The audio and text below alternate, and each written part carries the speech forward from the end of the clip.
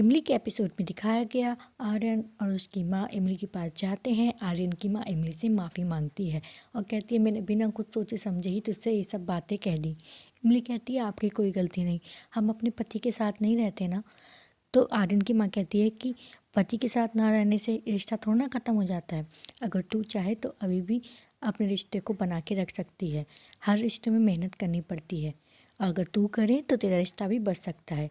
ये सब सुनकर इमली जाने लगती है आदित्य के पास। तभी आर्यन उसे रोकता और कहता है इमली कहाँ जा रही हो।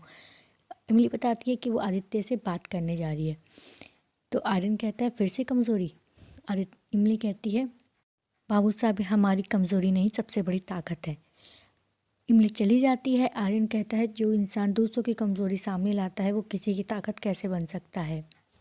उधर इमली घर पहुंचती है और बैल बजाती है। आदित्य दरवाज़ा खोलता है। उससे पहले इमली भास्कर टाइम्स में उसका आर्टिकल जो उसने शोक संदेश लिखा होता है इमली के बारे में वो पढ़ लेती है और आदित्य से पूछती है बाबू साहब ये सब क्या है। आदित्य कहता है जब उसके साथ रूम में थी तुम होटल के कमरे में तब तो मेरे सब समझ में नहीं आया कि ये सब क्या है। और आदित्य उससे कहता है कि आज से हमारी तरफ आने वाला हर रास्ता तुम्हारे लिए बंद है, तुम यहाँ से जा सकती हो। तभी ताऊजी आते हैं और पूछते हैं कि आदित्य कौन है। आदित्य कहता है कोई रास्ता भटक गया है ताऊजी, और वो दरवाज़ा बंद कर देता है। उधर मालिनी की माँ और मालिनी न्यूज़पेपर में छपी खबर को पढ़कर काफ़ी ज़्यादा खुश होते हैं। मालिनी की माँ कहती है मुझे नहीं पता था कि आदित्य के दिल में इतनी ज़्यादा जहर है, वो इतना ज़्यादा जहर उगल सकता है। मालिनी कहती है हमें इतना ज़्यादा खुश नहीं होना चाहिए, अभी इमली ने सिग्नेचर नहीं किए। मालिनी की माँ कहती है करेगी, वो नौकरानी इतनी ज़्यादा बेइज्जती बर्दाश्त नहीं कर सकती, वो सिग्नेचर ज़रूर करेगी। लेकिन उसके सिग्नेचर करने से तुम्हारा काम नहीं होगा। तुम्हें अगर इमली की जगह लेनी है तो आदित्य के दिल में अपने प्रति थोड़ी हमदर्दी पैदा करनी होगी, तभी तुम्हें वो जगह मिलती है। और उसे बताना होगा कि इमली की चालों की वजह से तुम्हारी ज़िंदगी भी बर्बाद हो रखी है। तो बस अपने उसके प्रति थोड़ी सी हमदर्दी दिखाओ, अपने प्रति उसके दिल में हमदर्दी जगाओ और आदित्य की वाइफ बन जाओ। उधर आदित्य की माँ आदित्य से पूछती है कि आदित्य तू कहाँ जा रहा है। आदित्य कहता है माँ हम कहाँ जाएंगे, हम ऑफिस जा रहे हैं। आदित्य की माँ कहती है जो तुझे लिखना था वो तो तुमने इस न्यूज़पेपर में लिख दिया ना, अब ऑफिस जाके क्या करेगा। आदित्य कहता है कि माँ हमने सच्चाई लिखी है। तो आदित्य की माँ कहती है कि तूने एक बार भी नहीं सोचा कि जो लड़की अपनी बहन से तेरी शादी करा सकती है और एक तरफा रिश्ते को निभा सकती है बिना किसी उम्मीद के, वो इतनी आसानी से रिश्ता तोड़ देगी। वो तो उसे डिवोर्स कैसे दे सकती है। आदि एक बार तूने सोचा जो लड़की इतनी मुश्किलों से अपने रिश्ते को बचाने के लिए इतना कुछ कर सकती है वो रिश्ता तोड़ देगी।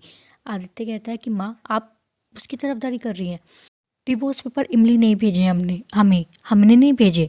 आदित्य की माँ कहती है कि अगर उसने डिवोर्स पेपर भेज दिए तो तू समझदारी दिखा, तो उससे बात कर इस मामले को सुलझा। तभी मालिनी वहाँ आती है और कहती है कि आदित्य आज मैं तुम्हारे साथ नहीं जाऊँगी। आदित्य कहता है क्यों, तुम कॉलेज क्यों नहीं जाओगी।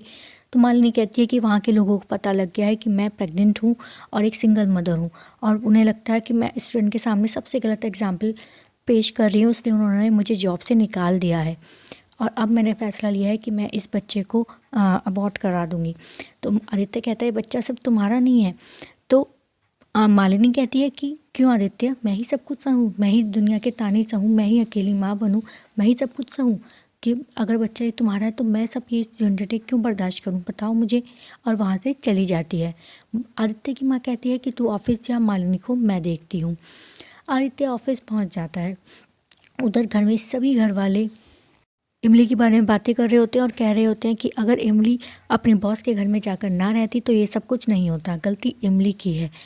तो आदित्य की माँ वहाँ आती है और कहती है कि इमली तो सभी के साथ एक जैसी है ना, उसे फ़र्क नहीं पड़ता कि कौन क्या है, वो तो सबके साथ अच्छा ही व्यवहार करती है, मुझे नहीं लगता कि इमली ने ये सब कुछ किया है। तो तभी सब कहते हैं कि इमली ने फिर डिवोर्स पेपर क्यों भेजे, कि हाँ वही चीज़ मुझे खटक रही है कि इमली ने पहल क्यों करी इस रिश्ते को तोड़ने की। उधर इमली के साथ सब लोग ऑफिस में बुरा व्यवहार करते हैं, उसे ताने मारते हैं। तभी आर्यन वहाँ आता है और कहता है कि क्या लगता है आपको कि मैं और इमली प्यार करते हैं, हम दोनों शादी करने वाले हैं।